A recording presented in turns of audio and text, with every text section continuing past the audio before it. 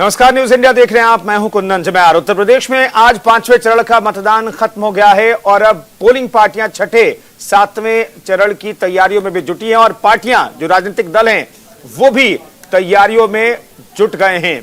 5वें चरण में जहां आज 12 जिलों की 61 सीटों पर मतदान हुआ, तो यूपी में अब तक कुल 292 सीटों पर वोट डाले जा चुके हैं और अब चुनाव अंतिम 2 चरणों में पहुंच चुका है। यूपी की लड़ाई अब पूर्वांचल में पहुंच गई है और राजनीतिक पार्टियां अब वहां अपनी अपनी जातिगत गोटियां भी फिट करने में जुट गए हैं। इन सब पर अपने मेहमानों से बात करेंगे, लेकिन सबसे पहले आपको दिखाते हैं एक रिपोर्ट।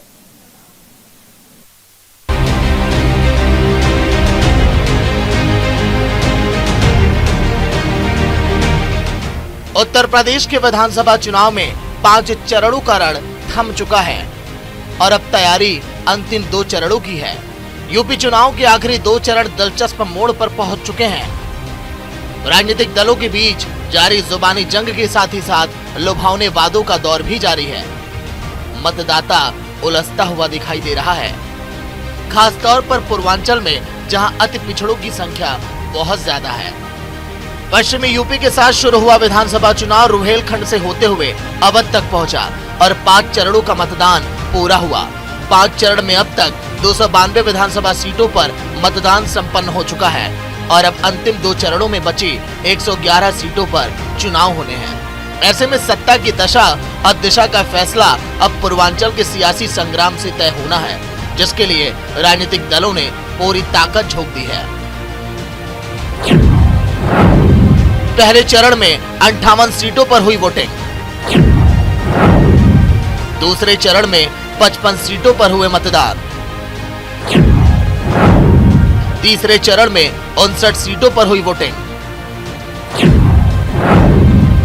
चौथे चरण में 59 सीटों पर हुए चुनाव। 5वें चरण में 61 सीटों पर हुए मतदान। छठे चरण में 57 सीटों पर होगी वोटिंग। 7वें चरण में 54 सीटों पर होगी लड़ाई। 5वें चरण में ही चुनाव पूर्वांचल में प्रवेश कर गया। अब तक के 5 चरणों में हिंदू मुस्लिम कार्ड पर चुनाव चला और अपनी अपनी जातीय गोटियां फिट की गई। लेकिन अब प्रचार प्रसार में विशुद्ध रूप से राम मंदिर, हिंदू अस्मिता और अगड़े पिछड़े जैसे मुद्दे चलेंगे। ब्राह्मण वोट की अहमियत दिखेगी और क्षत्रिय, निषाद, राजभर, कुर्मी और मौर्य जैसी जातियां आगामी चरणों के नतीजे तय करेंगी। समझ गए होंगे ना? वो सड़क भी बनाता है और माफियाओं के ऊपर भी चढ़ता है। हमने कहा बुलडोजर का बेहतरीन उपयोग कर रहे हैं हम लोग। आप सहमत है ना? चलना चाहिए ना? चलना चाहिए, लेकिन चलाने के लिए दमदार सरकार चाहिए, दमदार सरकार। और दमदार सरकार के लिए गोरखपुर ग्रामीण से विपिन सिंह को भारी मतों से विजयी बनाना होगा। और इनके नेताओं को आपने नहीं देखा कैसे वोट मांग रहे हैं बीजेपी के नेता। एक नेता तो दंडवत हो गया, जनता से माफी मांग रहा है। एक नेता कान पकड़ करके उठक बैठक लगा रहा है।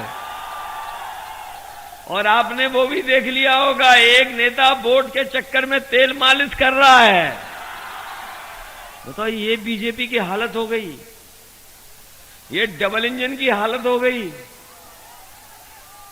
ये डबल इंजन की हालत इसलिए हुई है क्योंकि जनता समझ गई है, इसीलिए इनकी झूठ की पटरियों को उखाड़ फेंकने के लिए एक साथ खड़ी हुई है। अंतिम 2 चरणों की चुनाव में कड़े मुकाबले के आसार हैं, क्योंकि ज्यादातर सीटें त्रिकोणीय मुकाबले में फंसी हुई दिखाई दे रही हैं। खास बात यह है कि चुनाव से स्थानीय मुद्दे पूरी तरह से गायब हैं। राजनीतिक दल भी इससे परहेज कर रहे हैं।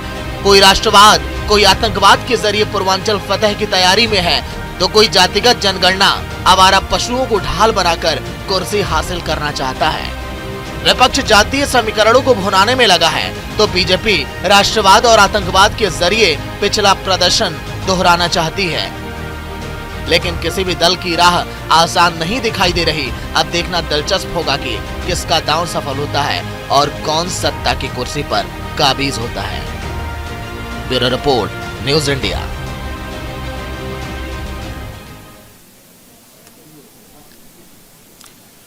सत्ता की कुर्सी पर कौन काबिज होता है ये तो पता 10 मार्च को चलेगा, लेकिन दावों का दौर पहले चरण की वोटिंग के बाद से देखने को मिल रहा है। 5वें चरण की भी वोटिंग हो चुकी है।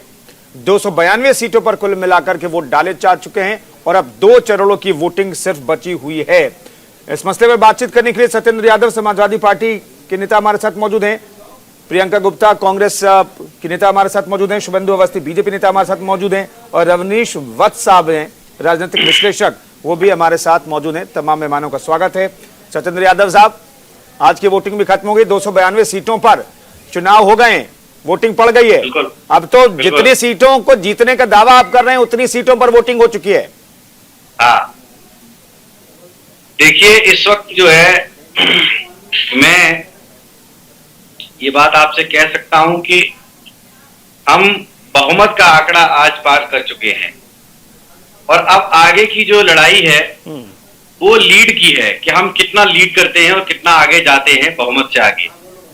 और ये भी मैं आपको बताना चाहता हूं कि अब भारतीय जनता पार्टी को भी ये बात पता चल गई है कि समाजवादी पार्टी और गठबंधन सरकार बनाने जा रहे हैं।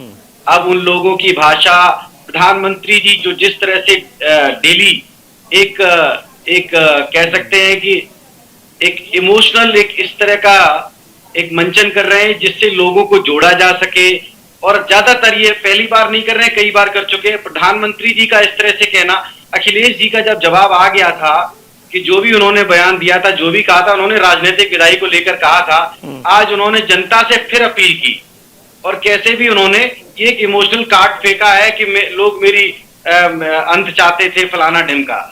इससे पता चल रहा है जब प्रधानमंत्री जी को यहां तक आना पड़ रहा है, आप समझ सकते हैं कि उत्तर प्रदेश में समाजवादी पार्टी कहां पर है, किस पोजीशन में है। और सिर्फ प्रधानमंत्री नहीं, प्रधानमंत्री जी के साथ साथ भारतीय जनता पार्टी का प्रत्येक नेता जो है, प्रत्येक लीडर है, और जितने भी मुख्यमंत्री से लेके उप मुख्यमंत्री से लेके सभी लोगों के चेहरे देखिए, भीड़ देखिए, फोटो का एडिटिंग देखिए, कैसे क्रॉप करके फोटो लगा रहे हैं, भीड़ आ नहीं रही है। और आपने देखा होगा अयोध्या में 2 किलोमीटर 900 मीटर का पूरा रैली, पूरा रोड शो था मुख्यमंत्री जी का, और लगभग 10 किलोमीटर से भी ज्यादा बड़ा, लगभग 11 किलोमीटर का एक भारी भरकम रोड शो माननीय अखिलेश यादव का था।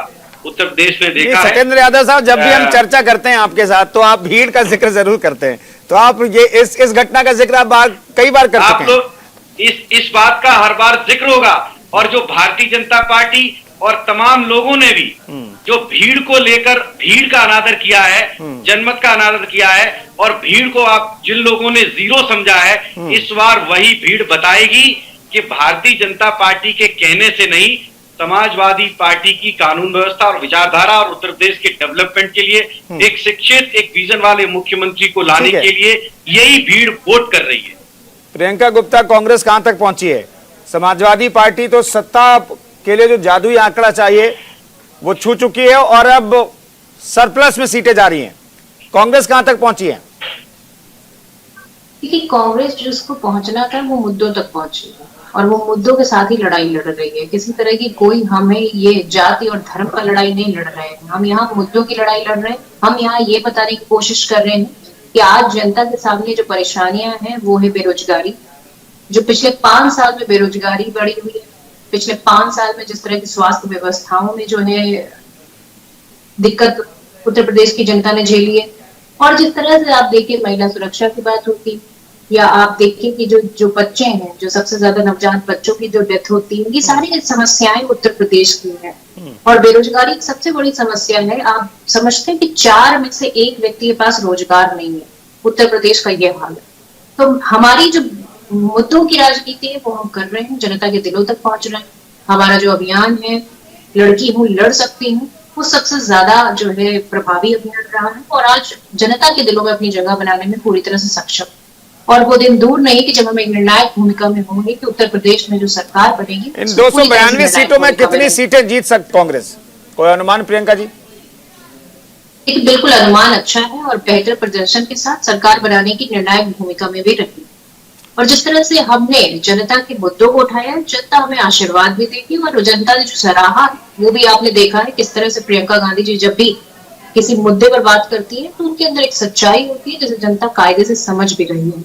और उस सच्चाई को देखकर आप देखिए कि इस तरह से भीड़ उमड़ रही है। जनता आज मुद्दों पर बात करना चाहती है। बेरोजगार आज पूरी तरह से प्रताड़ित हो चुका है। जिस तरह की आप देखिए पिछले कुछ समय से प्रधानमंत्री जी रोजगार पर बात ही नहीं कर रहे हैं। रोजगार पर बात करना दूर, आज उन्होंने ये तक कह दिया कि किस तरह से आप दूसरी लैंग्वेजेस सीख के आप अपने आप को फेमस कर सकते हैं, पर रोजगार पर भी नहीं बोलते क्योंकि मुद्दा नहीं है उनके पास, कोई विजन नहीं है कि किस तरह से रोजगार देना है। किस तरह से जो उत्तर प्रदेश का जो युवा है वो सबसे ज्यादा, आप देखिए कि जो युवा होता है वो किसी प्रदेश की एसेट होती है। अगर आप उसे काम नहीं देंगे तो वो आपके लिए क्या है, वो आपके लिए बोझ है। नहीं, वो युवा है किसके 16 में साथ? से एक दरअसल बड़ा सवाल ये है, से बाहर जाकर रोजगार कर रहा है। ठीक है, मतलब जो युवा है देखिए कि रोजगार वो किसके साथ है, ये बड़ा सवाल है। रमनेश्वर साहब, प्रियंका जी मैं आ रहा हूँ। रमनेश्वर साहब, युवा किसके साथ है? बड़ा सवाल ये है कि आज भी दिन भर जब हम लाइव हर जगह से जिन जिन जिलों में आज वोटिंग हो रही थी वहां पर हमारे सहयोगी मौजूद थे। ग्राउंड जीरो से लोगों की जो बातें हैं वो पहुंचा रहे थे, किन आधार पर, किन मुद्दों के आधार पर वोटिंग की वो पहुंचा रहे थे। बड़ा सवाल है कि युवा किसके साथ है? युवा बटा हुआ जरूर दिखाई देता है। एक युवा वो है जो ये मानता है कि भाई सबको सरकारी नौकरी सरकार नहीं दे सकती है। एक युवा वो है जो कहता है कि स्वरोजगार क्रिएट हुआ है। वो एक युवा वर्ग वो है जो कहता है कि ठीक है, इन्वेस्टमेंट बहुत ज्यादा नहीं लेकिन हुआ उत्तर प्रदेश में जिससे नौकरियां मिल रही है। तो युवा दरअसल किसके साथ है, ये कुछ क्लियर कर सकते हैं क्या? देखिए, जैसे नहीं दी जा सकती है। मैंने आपका ये जो मानक है मैं इस पर सवाल खड़ा करता हूँ। मुझे लगता है आई ऑब्जेक्ट इस मानक आपका जो मेजरमेंट है। कौन सा युवा कह रहा है कि सबको रोजगार और नौकरी नहीं दी जा सकती? अरे जो युवक है जितने पद खाली है क्यों नहीं दिए जा सकते? सत्येंद्र यादव साहब रुक जाइए, मैं आपको बताऊंगा, आप बोलिएगा अपनी बात। लेकिन रोजगार जनरेट जरूर किया जा सकता है और स्टार्टअप एक बहुत बड़ा माध्यम है जिससे युवा जो है रोजगार को सृजन कर सकते हैं और रोजगार के माध्यम से बहुत सारे ऐसे लोगों को भी जोड़ सकते हैं जिनको रोजगार मिले। एक तो ये है। फिर दूसरी बात आती है कि रोजगार जनरेट तभी होगा जब हमें सुरक्षा मिलेगी, लॉ एंड ऑर्डर सही होगा। अभी देखिए बहुत सारी बातें। सबसे पहले में सत्येंद्र यादव जी जो सपा के जो प्रवक्ता हैं उन्होंने बात उठाई कि जो है भीड़ बहुत आ रही है, तो इसको भीड़ का जो है आप सीधे वोटों में कन्वर्ट नहीं कर, चूंकि आपने देखा होगा कि जब दिल्ली में जब चुनाव चल रहा था इसके पहले तो आपने देखा कि बीजेपी जब हमारे जो प्रधानमंत्री की जब सभा होती थी तो उसमें भी बहुत लाखों की भीड़ आप देखते थे। लेकिन आपने रिजल्ट के रूप में हम सब जानते हैं कि रिजल्ट में इतना कन्वर्ट नहीं हो पाया। तो भीड़ को आप इसके साथ नहीं आंक सकते हैं। आपने देखा बहुत सारे ऐसे जगह होते हैं जहां पे जनता नहीं पहुंच पाती। इसका मतलब आपको क्या लगता है कि वहां पे एंटी इनकम्बेंसी देखी जा रही है? नहीं, ऐसा नहीं है। फिर दूसरी बात आती है कि आज ही का मैं बयान आपको बताना चाहता हूं कि इकबाल अंसारी जो बाबरी केस के पूर्व पक्षकार थे उन्होंने लॉ एंड ऑर्डर को सीधा जोड़ा कि आज का जो है कम से कम जो इन्वेस्टमेंट तभी आएगा जब आपको इंफ्रास्ट्रक्चर डेवलपमेंट तभी आएगा जब आपको लॉ एंड ऑर्डर मिलेगा, सरकार की तरफ से सुरक्षा मिलेगी। और आपने सीधे स्पष्ट रूप से उन्होंने कहा कि हिंदू हो या मुसलमान किसी को भी हो, धरना प्रदर्शन देखने को इन 5 सालों में नहीं मिला। और आम जनता क्या है, 2 वक्त की रोटी के साथ अमन चैन शांति सुकून चाहती है, वो दंगा नहीं चाहती है। इसके पूर्ववर्ती सरकार में हमने देखा है कि मुजफ्फरनगर में जिस तरह के दंगे हुए उसने ठीक है रजनीश साहब, इस पर सवाल ले लेते हैं सत्येंद्र यादव। सत्येंद्र यादव साहब, आप जो कहने की कोशिश कर रहे थे अमन चैन चाहिए प्रदेश के लोगों को, और रमनीश वत्स भी कह रहे हैं कि भाई अमन चैन कौन दे सकता है, ये प्रदेश की जनता को चुनना है। सर पूरा सवाल तो इतना हड़बड़ाइए नहीं ना सर, बहुत 1 घंटे का टाइम है हमारे पास, इतना हड़बड़ाइए नहीं, सवाल सुन लीजिए ना पहले। मैंने कहा अमन चैन कौन दे सकता है, ये जनता को डिसाइड करना है। आपने कहा कि भाई कौन सा युवा वर्ग है जो कह रहा है सबको नौकरी नहीं मिल सकती है? क्या 22 लाख ही बेरोजगार है? क्या 12 लाख ही बेरोजगार लोग हैं उत्तर प्रदेश में जिन्हें आप सरकारी नौकरी की बात कर रहे हैं? क्या सारे बेरोजगारों को समाजवादी पार्टी सरकार अगर बनी, अगर जोड़ रहा हूं मैं, तो सबको क्या सरकारी नौकरी मिल जाएगी क्या? अब जवाब दीजिए।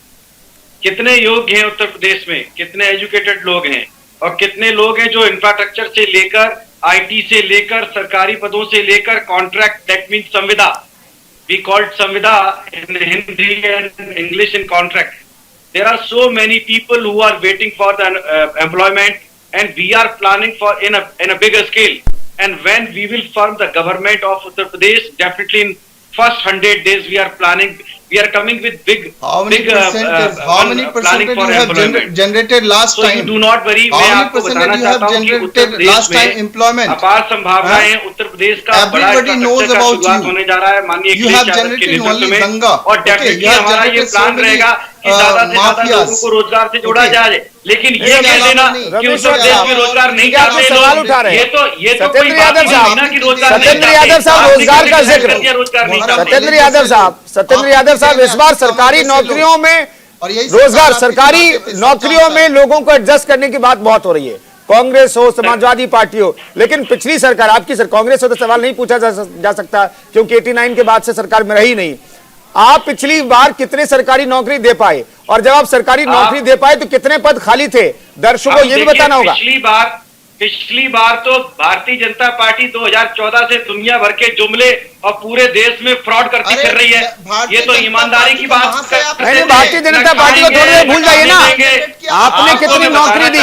हमने जितना भी रोजगार दिया, हम पिछली बात नहीं करना चाहते हैं। हम बात करना चाहते हैं जितने लोगों को भी हमने रोजगार दिया, 2 लाख, 4 लाख, 5 लाख जो भी दिया, लेकिन हमने ओरिजिनल ग्राउंड पे रोजगार दिया। हमने सरकारी भर्तियां की, इनकी तो सब फर्जी रमनीश्वर साहब थोड़ा सुन लेते हैं, सत्येंद्र यादव को सुन लेते हैं। मैं आपको ये बताना चाहता हूं कि हमारा अब जो प्लान है, इस वक्त लड़ाई हो रही है, वो उत्तर प्रदेश विधानसभा चुनाव 2022 को लेकर हो रही है।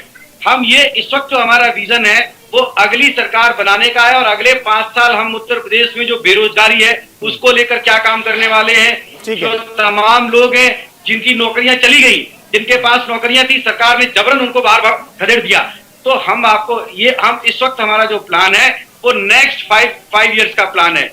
हमने पीछे क्या किया वो और हमसे बेहतर किसी ने किया भी नहीं है, चाहे इंफ्रास्ट्रक्चर को लेकर हो, रोजगार को लेकर हो, या सुरक्षा को लेकर हो। बीजेपी की तरह टीवीसी का विज्ञापन नहीं किया है कि पहले मैं 89 किलो की थी और अब मैं 49 किलो की रह गई। ये रात के 12 बजे पहले आया करते थे टीवीसी के विज्ञापन। आजकल पीएम की रैली, सीएम की रैली, होम मिनिस्टर की रैली। अरे भैया, सत्ता पक्ष के प्रतिनिधि जो हैं, बीजेपी के प्रतिनिधि शुभेंदु अवस्थी साहब आ गए, हमारे साथ जुड़ गए, उनसे भी छोटा सा रिएक्शन ले लेते हैं, फिर इस चर्चा को आगे बढ़ाएंगे। शुभेंदु अवस्थी साहब, आप थोड़ा लेट हो गए, उससे पहले ही लगता है कि समाजवादी पार्टी ने 292 सीटों जिन पर वोटिंग हो चुकी है, उसमें समाजवादी पार्टी कह रही सत्ता का जादुई आंकड़ा तो हमने पार कर लिया है। बाकी जो 251 का, अच्छा 251, तो जादुई आंकड़ा जो है 202 का, उससे भी ऊपर चले गए। तो ये दावा कर रहे हैं और कह रहे हैं कि रोजगार के लिए उनके पास ऐसी प्लानिंग है कि सारे बेरोजगारों को सरकारी नौकरी मिल जाएगी।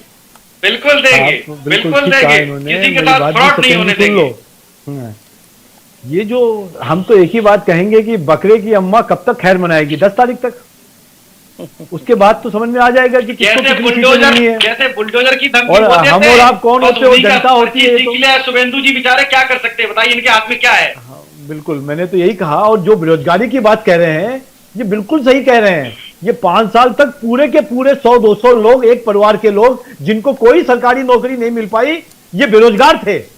वरना 5 साल पहले तो इनकी सरकारें थी। अगर कोई लड़ रहा हो, मानिए आप बोल रहे थे तो मैं नहीं बोल रहा था। आप बोलिए, मैं शांत रहूंगा।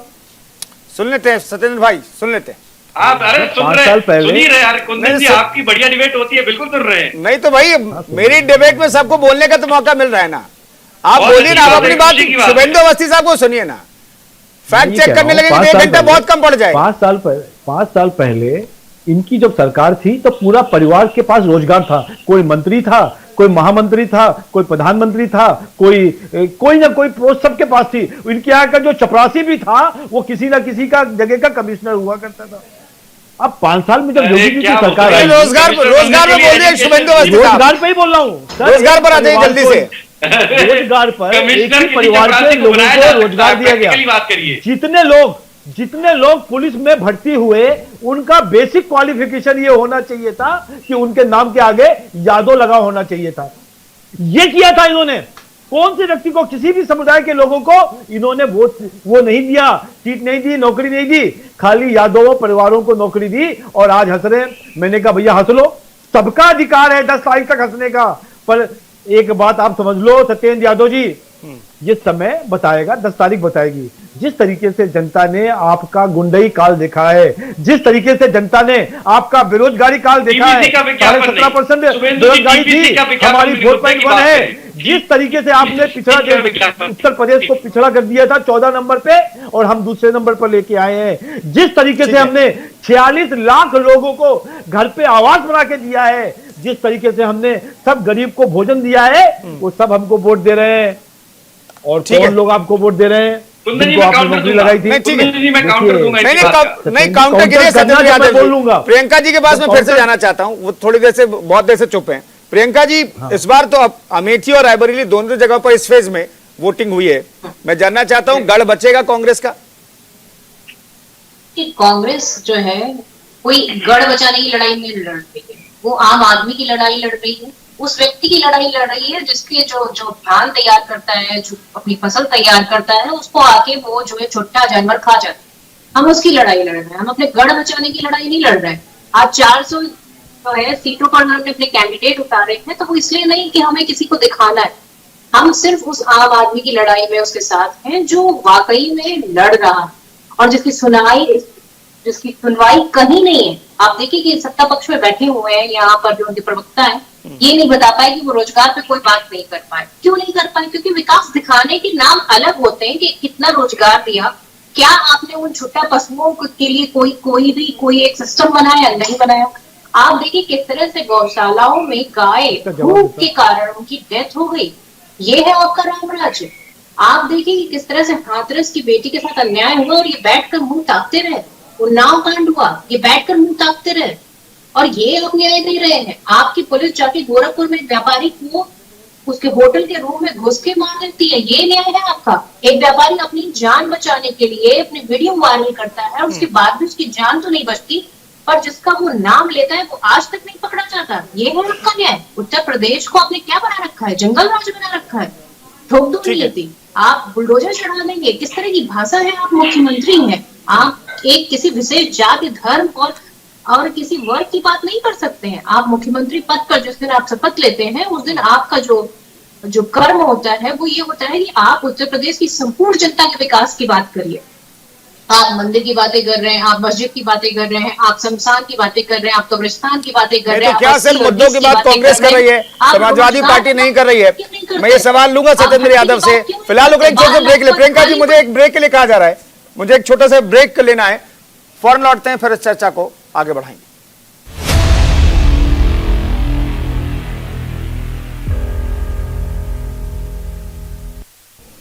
तो 292 सीटों पर उत्तर प्रदेश में वोटिंग हो चुकी है। आज 5वें चरण में भी 61 सीटों पर वोटिंग हो गई है। एवरेज वोटिंग हुई है, पिछले बार से ज्यादा वोटिंग नहीं हुई। पिछले 5 चरणों में 2 से 3% 2017 के मुकाबले वोटिंग जो है कम हुई है। हालांकि फाइनल आंकड़ा 5वें चरण का आना भी बाकी है। चुनाव आयोग की प्रेस कॉन्फ्रेंस में पूरी जानकारी दी जाएगी। लेकिन सत्येंद्र यादव साहब, कहा यह जाता है कि पूर्वांचल का मिजाज पश्चिम से एकदम अलग है। पश्चिम में ध्रुवीकरण की बात होती है, पश्चिम में किसान आंदोलन की बात हुई, जाटलैंड की बात हुई, बहुत सारे मुद्दे थे। लेकिन पूर्वांचल का मिजाज क्या है? क्या समाजवादी पार्टी पूर्वांचल का मिजाज पढ़ पाई है? और पूर्वांचल में आपकी परफॉर्मेंस किस तरह की रहने वाली है? बहुत ही, मुझे आपको बताते हुए बेहद हर्ष हो रहा है कि उत्तर प्रदेश का जो जनमत है, उत्तर प्रदेश का जो मूड है और उत्तर प्रदेश जिसको चाहता है, उसका नेता उत्तर प्रदेश के सामने है। और 2012 से 17 की सरकार उत्तर प्रदेश को मालूम है कैसी थी। उत्तर प्रदेश फिर से विकास, प्रगति, खुशहाली की सरकार चाहता है। उत्तर प्रदेश पैरोपियों की सरकार नहीं चाहता है। उत्तर प्रदेश फ्रॉड सरकार नहीं चाहता है। उत्तर प्रदेश खाद चोर सरकार नहीं चाहता है, चंदा चोर सरकार नहीं चाहता है, दवाइयां चोर सरकार नहीं चाहता है, राशन चोर सरकार नहीं चाहता है। उत्तर प्रदेश बेटर इंफ्रास्ट्रक्चर, उत्तर प्रदेश आधुनिकीकरण के साथ साथ रोजगार और सुरक्षा व्यवस्था, कानून व्यवस्था, महिला सुरक्षा और तमाम सारी, जिस तरह से माननीय अखिलेश यादव ने 2012 से 17 के बीच में जो काम किए थे, और ये मुख्यमंत्री योगी आदित्यनाथ जी की सरकार ने सिर्फ और सिर्फ लीपा पोती का काम किया है। जैसे मोदी जी मेकअप करके प्रत्येक दिन एक नए अवतार में दिखाई देते हैं, फिल्म राजा का बाबू के गोविंदा की तरह, ऐसे ही योगी आदित्यनाथ जी माननीय अखिलेश यादव के द्वारा किए गए कार्यों का सिर्फ और सिर्फ उद्घाटन कार्यक्रम करते हैं, टेंट लगता है, वहां फीता कटिंग होता है और कुछ भी नहीं होता है। ये सरकार अब बुरी तरह से परेशान है। लोगों का आप कमेंट देखिए, मुख्यमंत्री जी के ट्विटर पर ही क्या ट्रोल हो रहा है आप देख सकते हैं। जब उन्होंने ये पोस्ट किया कि देखो मेरी रैली में बुलडोजर खड़े हैं, अरे भैया ये कौन सी हंसी है? एक साधु की हंसी है, एक मुख्यमंत्री की हंसी है। और एक वीडियो बनवाया उन्होंने बाकायदा। भाई मोदी जी से वो भी इंस्पायर है। मोदी जी जिस तरह से वीडियो बनवाते हैं, फोटो खिंचवाते हैं। साहब मैंने मुद्दों के बारे में मैंने मुद्दों को लेकर सवाल पूछा था, आप मुद्दों से भटक जाते हैं, कपड़ों पर आ गए, मेकअप पर आ गए, हंसी पर आ गए, बुलडोजर कैसी बातें कर रहे हैं जी। सिर्फ और सिर्फ अरे सरकार की बात तो बतानी पड़ेगी। मैं यहाँ बैठा क्यों?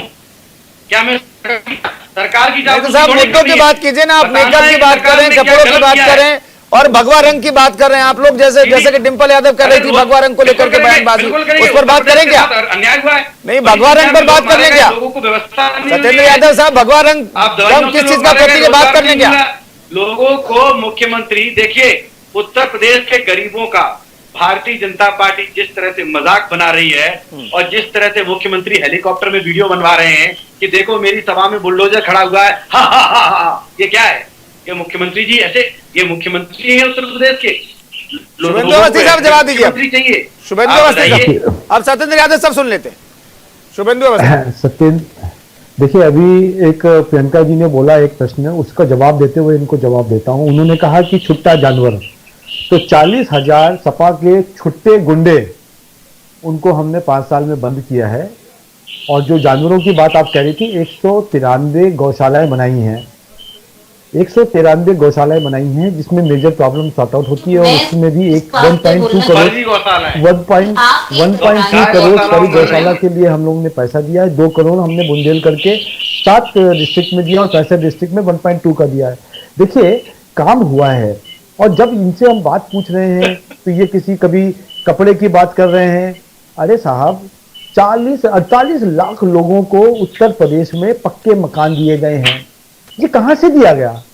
जो 14वें स्थान पे होता था सत्येंद्र यादव जी की सरकार में उत्तर प्रदेश, वो आर्थिक दृष्टि से दूसरे स्थान पे आ गया। जहां केवल एक एक्सप्रेसवे होती थी, वहां 8 एक्सप्रेसवे बन गई हैं और बन रही हैं। बात किस बात में करेंगे?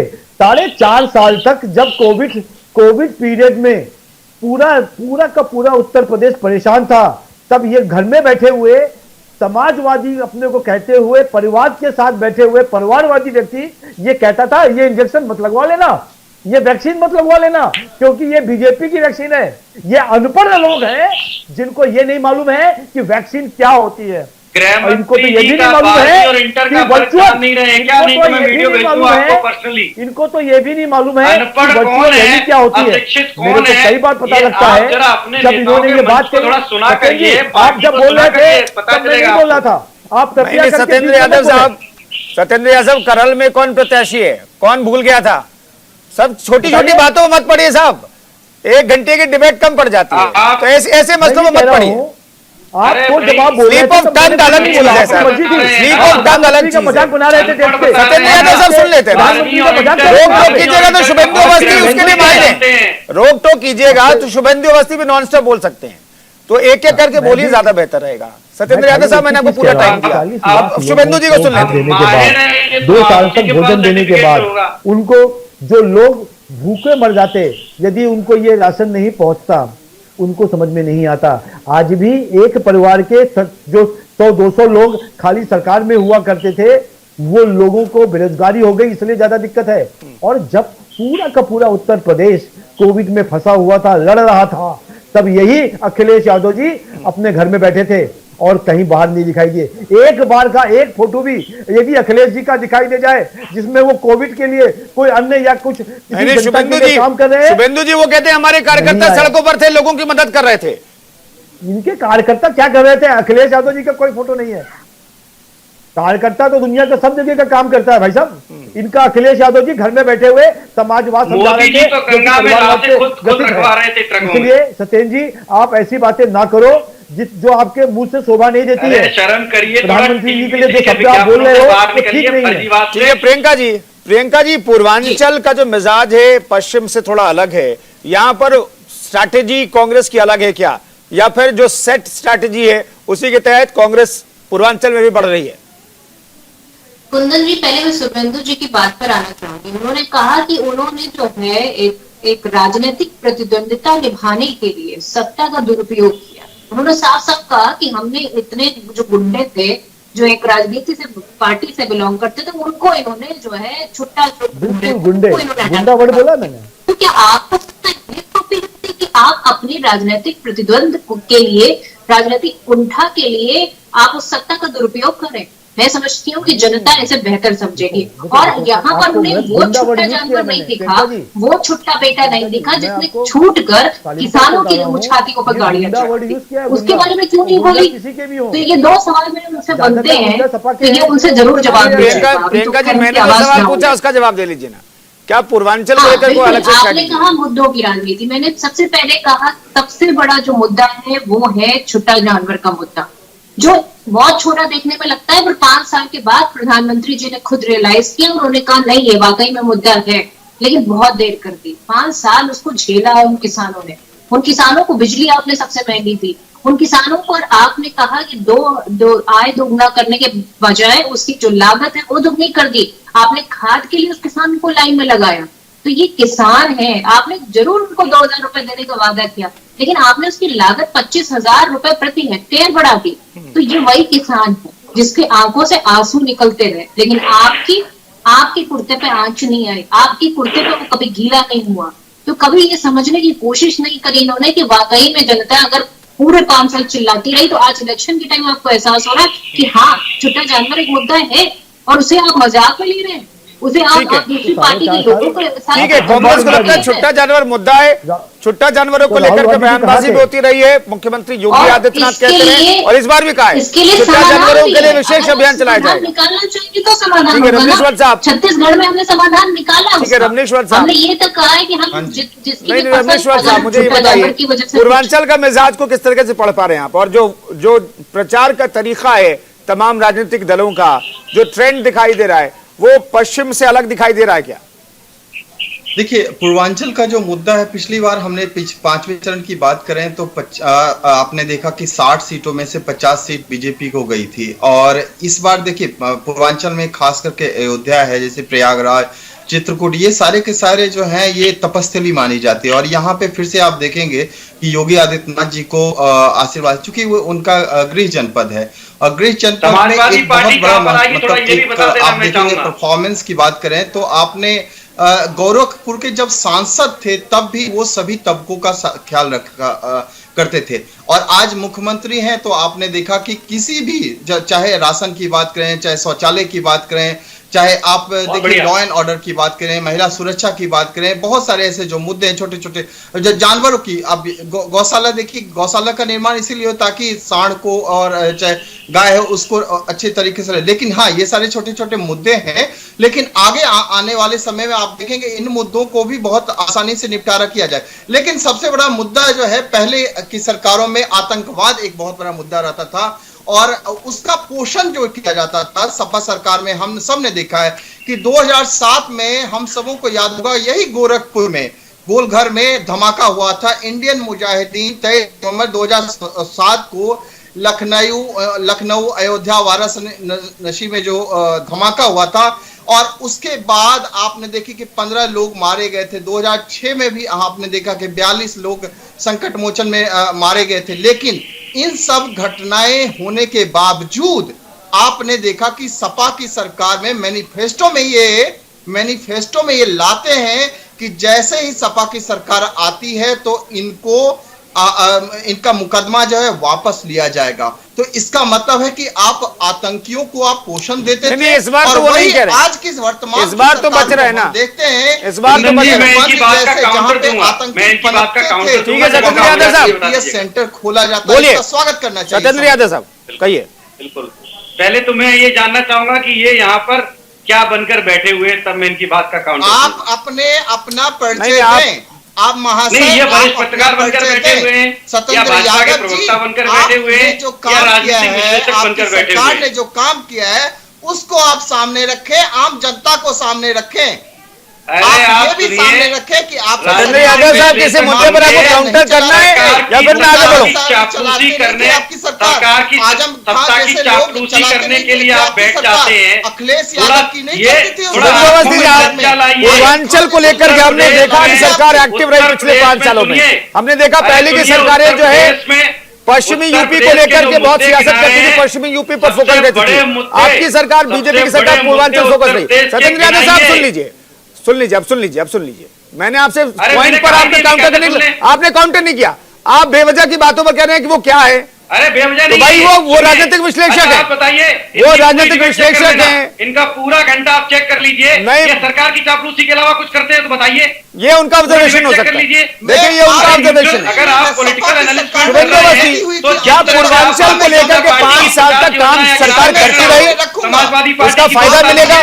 शुभेंद्र अवस्थी बोलिए आप। अरे भाजपा के किनारे सभा की 2 बता दीजिए। सतेंद्र यादव और रमेश वत्स की आवाज थोड़ी कम कर मिल जाएगा।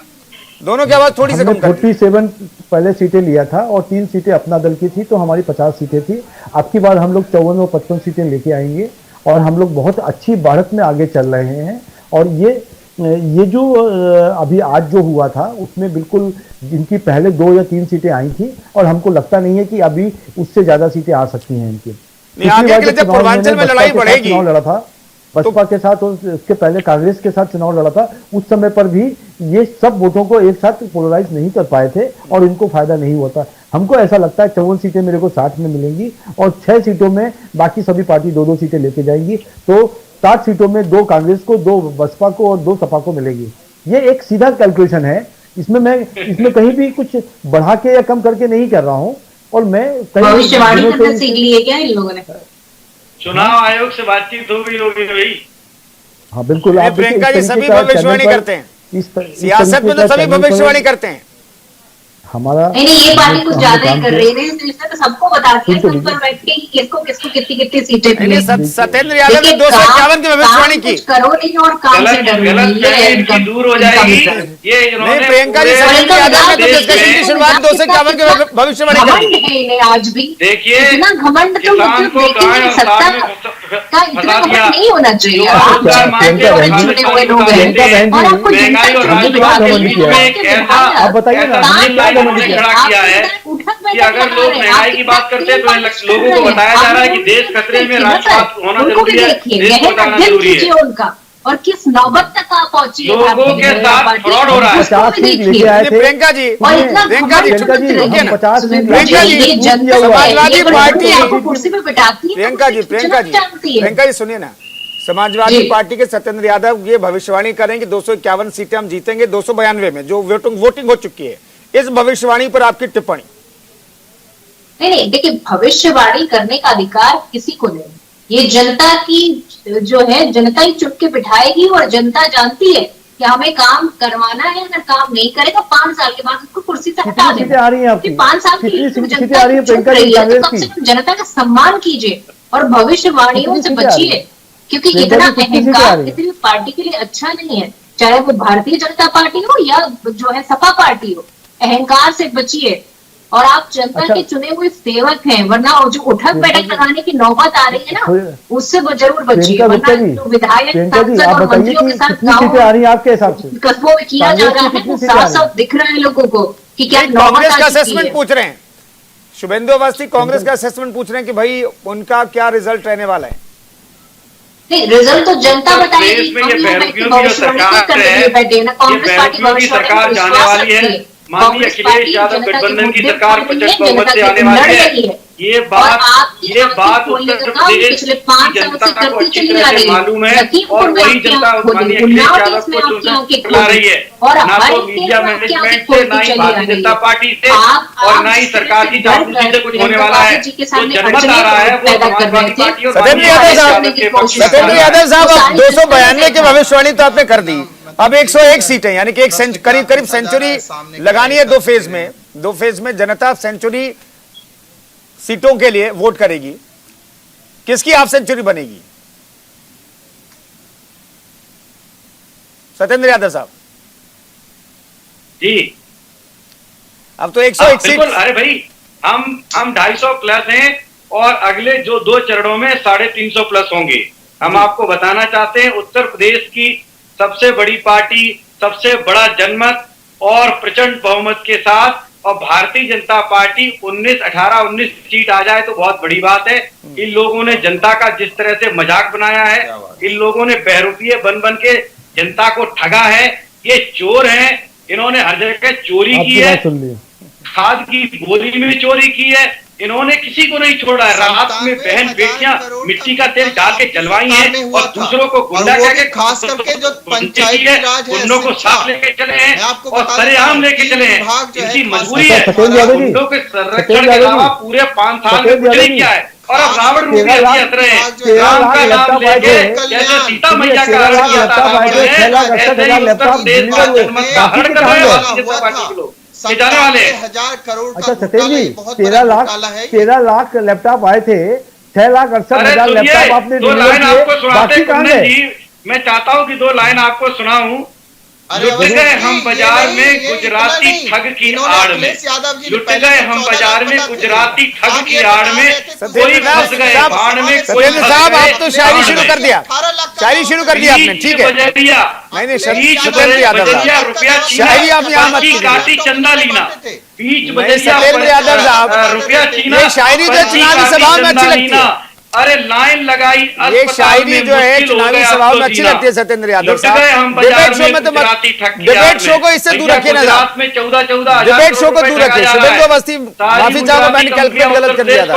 111 सीटों पर अभी बाकी है वोटिंग, और पूर्वांचल में चूंकि वोटिंग होगी तो वोटिंग जो होगी इन 111 सीटों में, मैं जानना चाहता हूं कि मतदाताओं को साधने के लिए कोई अलग स्ट्रैटेजी है क्या? क्योंकि अब जो है हम पश्चिम से बढ़ते बढ़ते पूर्वांचल की तरफ जा रहे हैं और 2 चरण ही बाकी है, तो क्या वही मुद्दे हैं जो पश्चिम से शुरू हुए थे या फिर अलग भी मुद्दे होंगे? मुद्दे 2 ही हैं। एक, हमने विकास किया है और विकास के अंदर हमारी सुरक्षा, महिला सुरक्षा, यहाँ सब लोग बैठे हुए हैं, सबको मालूम है, प्रियंका जी भी बैठी हुई हैं और चैनल के ऊपर इनको हम चैलेंज करते हैं कि सपा की सरकार के समय पे जैसी महिला व्यवस्थाएं थी, जैसा महिलाओं के ऊपर अत्याचार होता था और जिस तरीके से सपा के गुंडे उनको शाम को उठा ले जाते थे, और अब क्या हालत हो गई कि ये खुद भी बताएंगे। देखिए सत्येंद्र जी, इस तरीके से मेरे को डिबेट करने की आदत नहीं है। आप चारों तरफ बोलते रहते हो, सुनते नहीं हो किसी की, चिल्लाना हमको भी आता है। मैं आप ही को सुन रहा हूँ, आपको 5 साल सुना है, आप सुनने की आदत चाहिए, थोड़ा सुनिए, नहीं है ऐसे टोका टोकी अच्छा नहीं लगता। सत्येंद्र यादव साहब, आपने पूरी शायरी पढ़ दी, आपने तो पूरी शायरी पढ़ दी डिबेट शो में, तो अब थोड़ा सुन लेते हैं शुभेंदु अवस्थी को। शुभेंदु जी, मुद्दे विकास के, महिला सुरक्षा के, और सबसे बड़ा मुद्दा यह है कि हमने आस्था को भी विषय दिया है। जिन राम मंदिर के निर्माण के समय पर इनकी पार्टी के लोगों ने गोलियां चलवाई थी कार सेवकों के ऊपर, आज वो हमसे कहते हैं हम भी मंदिर बनवा लेते। और यहां तक प्रियंका जी कह रही हैं, प्रियंका जी यहां पे कह रही हैं कि भाई ये क्या नाटकबाजी। हमने कहा कि वो ये प्रियंका गांधी जी कैसे कैसा कपड़ा पहन के मंदिर में बैठ के टीका लगा के ये कौन सी आराधना करती है जो 4-4 साल बाद, 5-5 साल बाद चुनाव से पहले भगवान याद आ जाते हैं। और आज तो राहुल गांधी जी सर के ऊपर पता नहीं क्या लेके चल रहे थे। ये सब दिखाने का नाटक है आपका। हम लोग जो सोचते हैं वो करते हैं और वो कहते हैं। और राहुल गांधी जी कहते हैं हम जनेऊ, हमने उपनिषद पढ़ लिए। बड़े इतने उपनिषद पढ़े होते तो उपनिषदों का नाम बता देते जब पूछा गया। और यहां पे सब लोगों के सामने कह रहे हैं कि लोग नाटक करते हैं। और ये सत्येंद्र यादव जी को बात करने की तमीज नहीं है कि एक देश के प्रधानमंत्री को कैसा बोला जा रहा है। यहां पे कोई चुनाव की सभा चल रही है कि वहां पे ये शायरी सुनाएंगे। मेरे को लगता है जनता देख रही है। आप लोगों को आने वाले 10 तारीख के बाद, आने वाले 10 तारीख के बाद, और हमने प्रियंका जी गुंडों को सभा करने की बात कही थी, साफ करने की, गुंडों को जेल में भेजने की बात कही थी। गुंडा कोई भी हो, कोई भी हो, चाहे कांग्रेस का हो या ठीक है, उसको अंदर करना चाहिए। रमनेश्वर साहब, हम देखते हैं बीजेपी के प्रचार को 2 तरीके से हम लोग देखते हैं। एक तो प्रचार में ये रहता है कि पिछली सरकारों ने क्या किया, पिछली सरकार की नाकामियां, और एक ये है कि पिछले 5 साल में क्या उपलब्धि मिली। इन दोनों को मैं अलग अलग देखूं तो किस पार्ट से बीजेपी को ज्यादा वोट मिलेगा, अपनी सरकार की उपलब्धियों से या फिर पिछली सरकारों की नाकामियों को गिनाने से?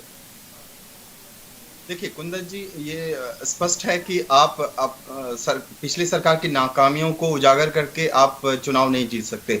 आप अपने सफलता जो है उसको आप जनता के पास ले जाइए और जनता आपने जो काम किया है, और ये विकास तो देखिए, आपने यदि एक्सप्रेसवे आज बनाए तो एक्सप्रेसवे का सीधा संबंध आपका विकास से है। ये रोजगार को जनरेट करता है, इससे आप इंफ्रास्ट्रक्चर डेवलपमेंट एक कर सकते हैं अपने जिले के अंदर। तो ये चीजें बीजेपी ने की है। आज एयरपोर्ट यदि बने हैं तो एयरपोर्ट के आसपास जितने भी आप जगह को आप जमीन को देखते हैं उसका भी डेवलपमेंट हो रहा है। आज ये थी कि नोएडा में लोग नेता आने से कतराते थे, लोग आप शकुन मानते थे। आज आप देखिए कि नोएडा में इतना बड़ा इंटरनेशनल एयरपोर्ट, जेवर एयरपोर्ट, जिससे कितनी सारी रोजगार सृजन होगा। आप देख सकते हैं। फिर उसके बाद आप ये कर रहे हैं, आप मत सिखाइए ना डिबेट कैसे कराते हैं। आप नहीं सिखाएंगे, आप नहीं सिखाएंगे सत्येंद्र यादव साहब, आप नहीं सिखाएंगे डिबेट कैसे कराते हैं। नहीं, आप नहीं सिखाएंगे सत्येंद्र यादव साहब, आप नहीं सिखाएंगे। कौन से विश्वविद्यालय से आपने राजनीति शास्त्र पढ़ा है? आप जरा मुझे बता दीजिए कौन से विश्वविद्यालय से पढ़ रहा है? जनता जो है सरकार की। इसीलिए चौधरी चरण सिंह, आप बताइए, चौधरी अजीत सिंह ने कहा था कि चौधरी चरण सिंह का झंडा सरकार की ताकूजी है। ये उन्होंने ही कहा था, कौन से विश्वविद्यालय से इन्होंने राजनीति किया था। और बीजेपी यदि काम विकास नहीं करती तो आप देखिए कोरोना काल जैसे, कोरोना काल जो 100 साल के बाद मिली, उसके बावजूद भी ठीक है, हमारे पास 2 मिनट बता दें, 2 मिनट चर्चा के लिए, तो थोड़ा एक एक करके सुन लेते हैं सबको। मैं 2 मिनट में कुंदन जी 25-25 सेकंड दे दूंगा, 10 सेकंड मेरे लिए छोड़ दीजिएगा। कुंदन जी, मैं आपसे निवेदन करना चाहूंगा, भाई आपका टीवी चैनल बहुत लोग देख रहे हैं। सत्येंद्र यादव साहब, ये उनका विश्लेषण है। सत्येंद्र यादव साहब वो स्वतंत्र राजनीतिक विश्लेषक है। नहीं, सत्येंद्र यादव साहब, सत्येंद्र यादव साहब, मैं नहीं बताऊंगा ना कि पॉलिटिकल एनालिस्ट जो है वो क्या कहेगा, राजनीतिक विश्लेषक का विश्लेषण क्या है, मैं थोड़ी तय करूंगा और आप भी तय नहीं करेंगे। ये उनका विश्लेषण है। अगर आपको लगता है सत्येंद्र यादव साहब, आपको लगता है कि बायस्ड है तो जनता को भी लगेगा, और अगर जनता को नहीं लगता है तो जनता को नहीं लगेगा, ठीक है।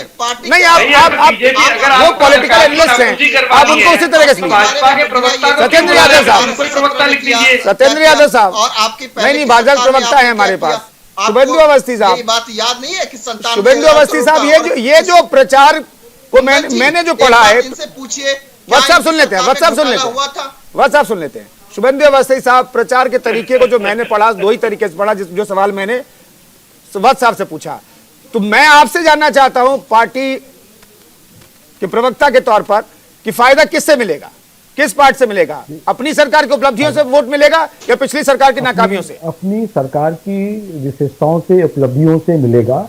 और जब वो उपलब्धियां होती हैं तो किसी ना किसी चीज से कंपेयर होती हैं, तो पिछली सरकारों से कंपेयर होती हैं। यदि बहुत पहले भी कोई अच्छी सरकार हो जिसने बहुत अच्छे काम किए हों तो उससे भी कंपेयर होगा। आज भी दिल्ली में यदि कंपैरिजन होता है तो शीला दीक्षित जी की सरकार से होता है और किसी की सरकार से नहीं होता। तो किसी भी पार्टी की यदि पहले कोई अच्छी सरकार रही होगी तो कंपैरिजन उससे होता है।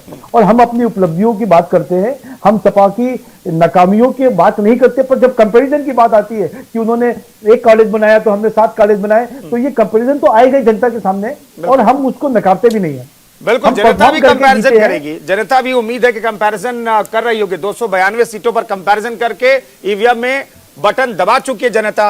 अब 111 सीटों पर वोटिंग बाकी है, 2 चरणों का मतदान बाकी है। तो जनता के मुद्दे जनता जाने, नतीजों पर नजर रहेगी और अगले 2 फेज के चुनाव पर भी तमाम जो राजनीतिक दल हैं वो एड़ी चोटी का जोर लगाए हुए हैं। तमाम मेहमानों का बहुत बहुत शुक्रिया इस चर्चा में शरीक होने के लिए। इस खास शो में फिलहाल इतना ही, रुकेंगे एक छोटे से ब्रेक के लिए। आप बने रहिए न्यूज़ इंडिया के साथ।